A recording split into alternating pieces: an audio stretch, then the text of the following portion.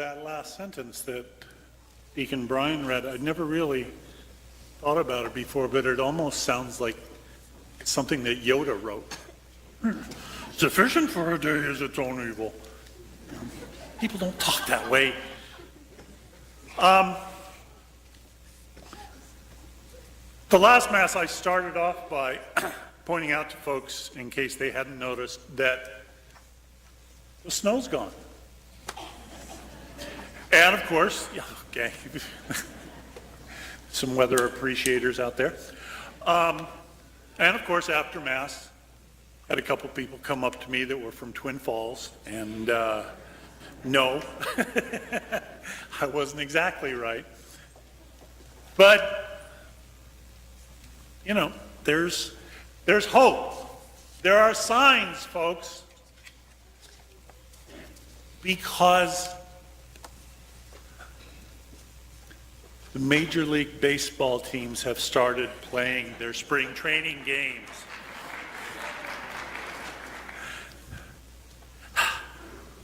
There is a light at the end of the very cold tunnel.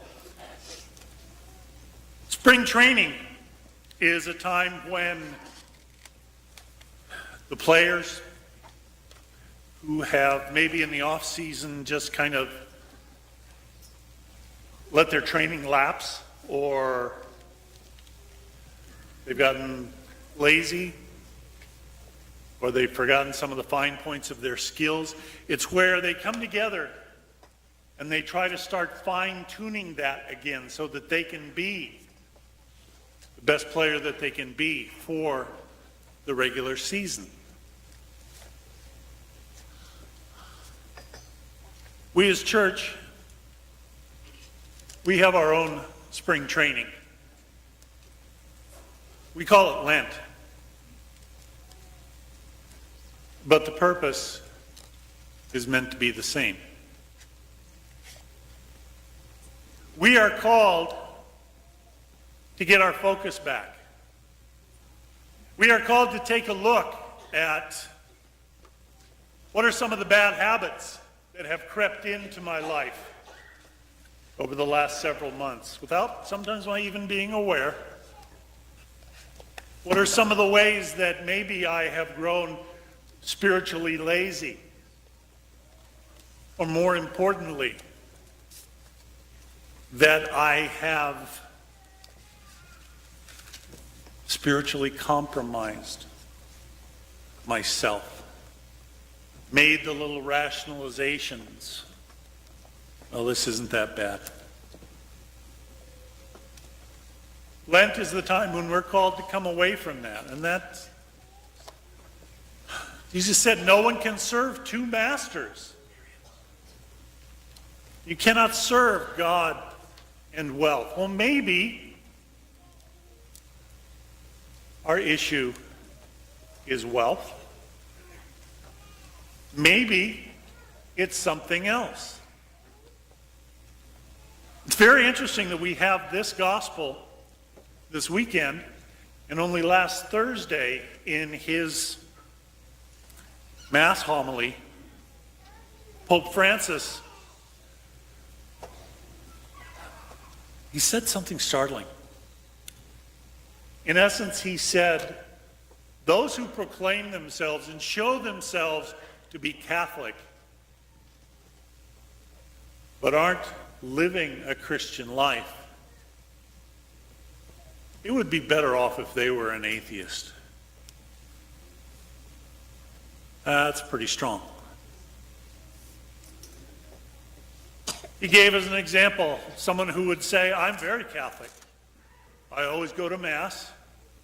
I belong to this association and that other.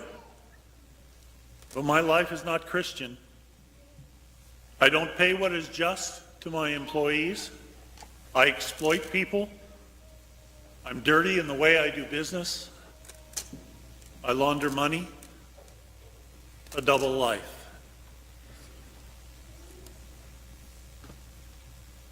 And again,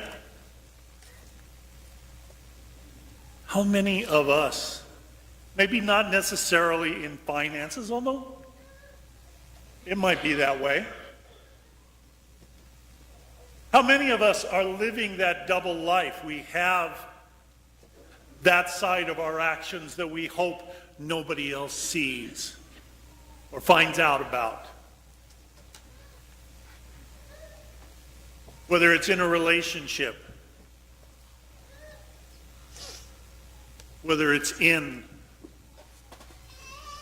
our finances, whether it's in the way that we use the internet, the ways that we act when we're alone. That's called a double life.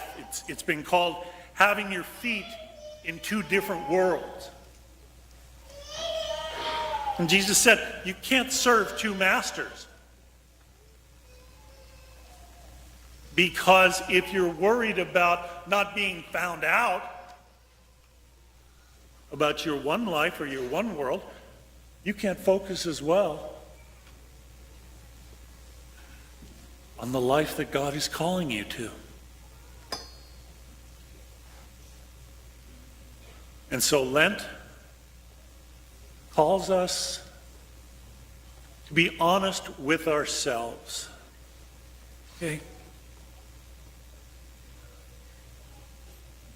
Each year we're offered Lent, and each year we have the opportunity to make it something very worthwhile or to make it a joke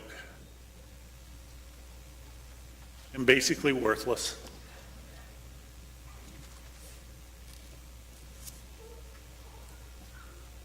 Lent is a time where we are challenged to really remember what is important, to ask for the strength to deal with our bad habits, to ask God to open our hearts so that we can be more caring, less self-focused. If you hear that Lent is coming up, and the only thing that really pops into your mind, even if it's from your childhood, is, oh, got to give up chocolate. Don't bother. Maybe give up giving up. Because you're like the person who takes a hammer and just starts beating their hand over and over again. And somebody asks, why are you doing that? And the only thing you can answer is, well, because it feels so good when I stop. For many of us, that's all that Lent is.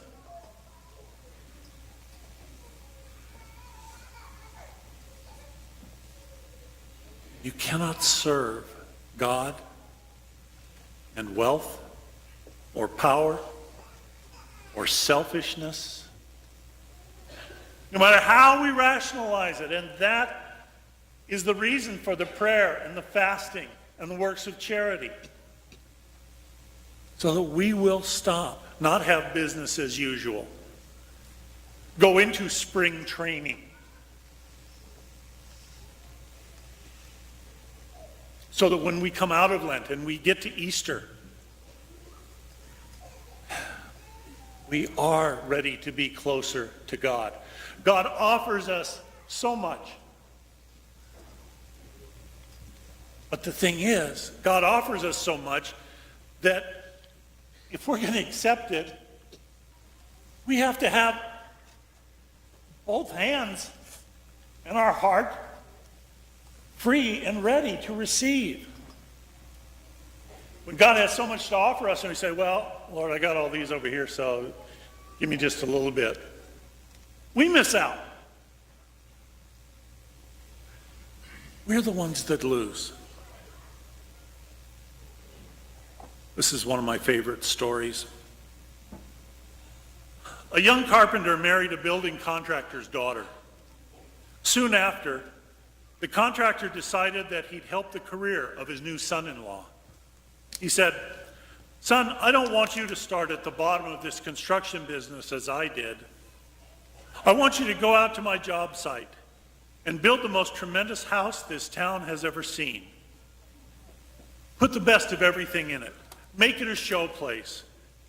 And turn it over to me when you're finished. Well, this is an opportunity to make a killing, thought the son-in-law. He began to slap together a building that would barely survive 2 strong windstorms. He made a deal with a shady wholesaler and installed substandard lumber, shingles, cinder blocks, cement, wiring, lighting, insulation, and so on.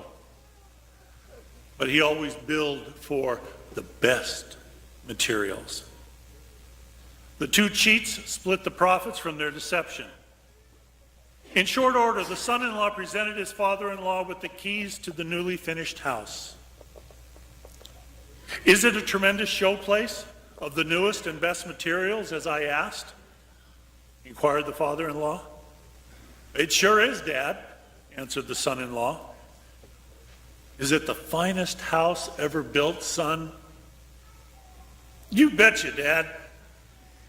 All right, where's the final bill? And did you include a good profit in it for yourself? Oh, well, here it is, said the son-in-law. And yes, I did. Okay, let me write you out a check. Do you have the deed with you?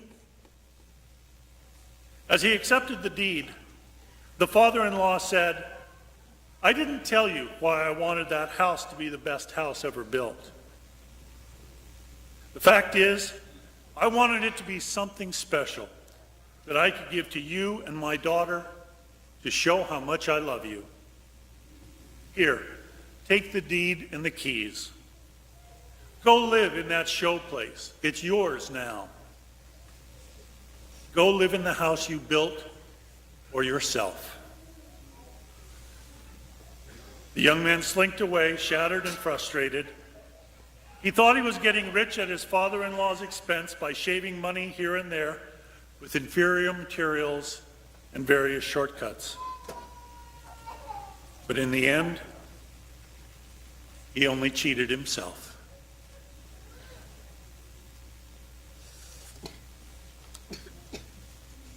We have 6 weeks coming up where we are invited to get our focus back on what really matters. To put both feet on the path to the kingdom. To be true to ourselves, true to God, true to those we have committed to. I hope that you have a good Lent. I hope that you find this is a very important time for spring training.